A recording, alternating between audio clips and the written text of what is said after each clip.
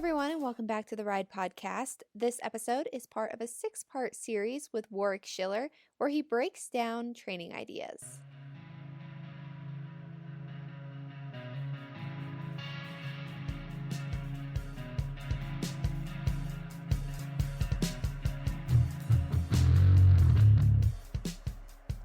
G'day everyone, I'm Warwick Schiller and welcome back to another Horse and Rider podcast. In this podcast, I want to talk a little bit about how horses are really good at giving us valuable information about what's going on with them, and it's just our interpretation of what's going on that either makes that information helpful or not helpful. And for this, I'd like to quote Johnny Depp from the Pirates of the Caribbean, where he says, "The problem is not the problem. It's your attitude about the problem that is the problem."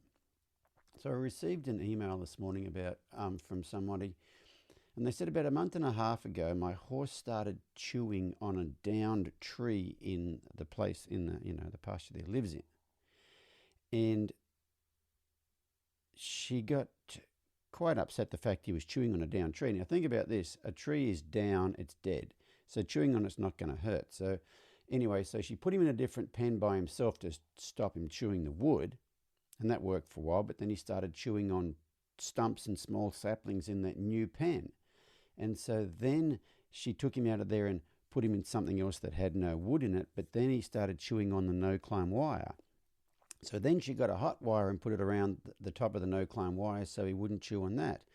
And then, and it sounds like that what she wants to do is this particular behavior to go away. But if you think about every behavior has a feeling behind it. And so, this could be like a medical veterinary issue. The horse could need his teeth done. The horse could have ulcers.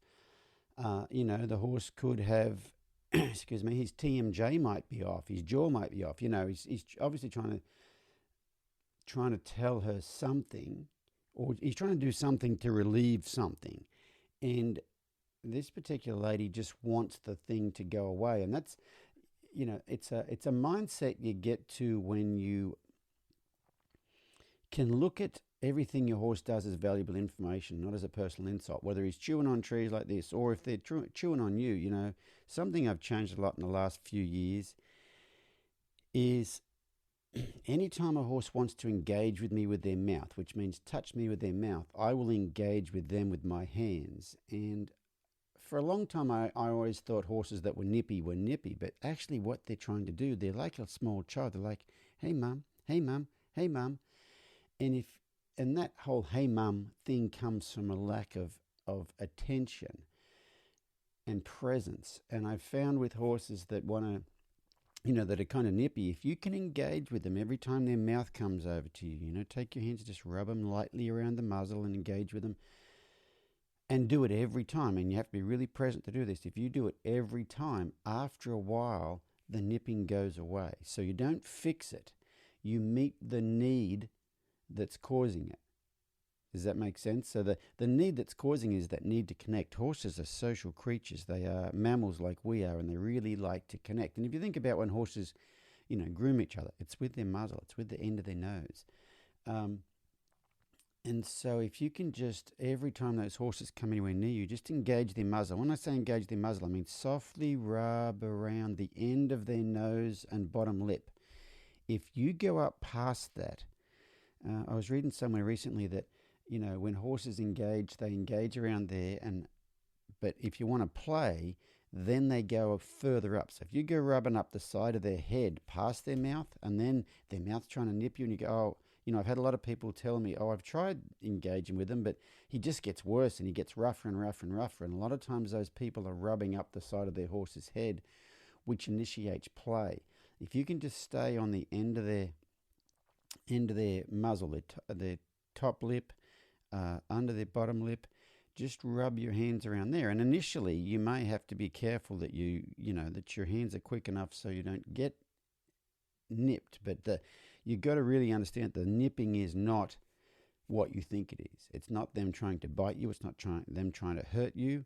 It's them trying to engage with you. And so it really, if you've ever learned anything about quantum physics, physics has this thing that's called the observer effect, that you affect the things you look at and interact with. And it's the same with horses. How you look at what's going on will create a different outcome. If you look at like it's bad, and some people will slap a horse in the mouth or something if it tries to nip them, the horse will then go, okay, you don't want to engage with me, which solves the nipping issue. But then you have a horse that doesn't want to engage with you. Then you tend to have catching problems. Then you tend to have all sorts of other issues that arise from that. But if you can just engage with them, be present and engage with them every time. And it's a process. You've got to do it every time you're around them. You have to be present. You can't be having your own agenda. And it takes a while. It might take a couple of months, but every horse I've done it with, after a few months, they're fine with it. But I also think after a few months of this practice, you become fine with it too. It becomes a habit to be present around them. And the reason they're nipping you in the first place is because you're not present. You're around them, but you're thinking about something else. You are not right there with them. So, it's a bit of a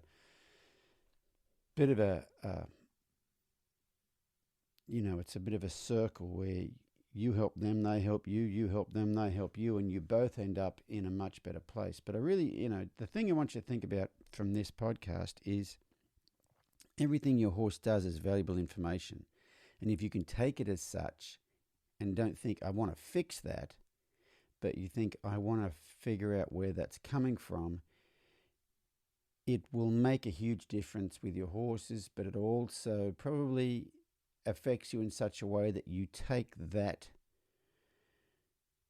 thought process with you with everything else you do in life. And I think that in itself makes a huge difference. So yeah, something to think about. I hope that helps, and we'll catch you on the next Horse and Rider podcast. Thank you guys for tuning in to this special episode of The Ride. Stay tuned as we release regular episodes of The Ride podcast. If you enjoyed this episode with Warwick, please email us at horseandrider@aimmedia.com to let us know.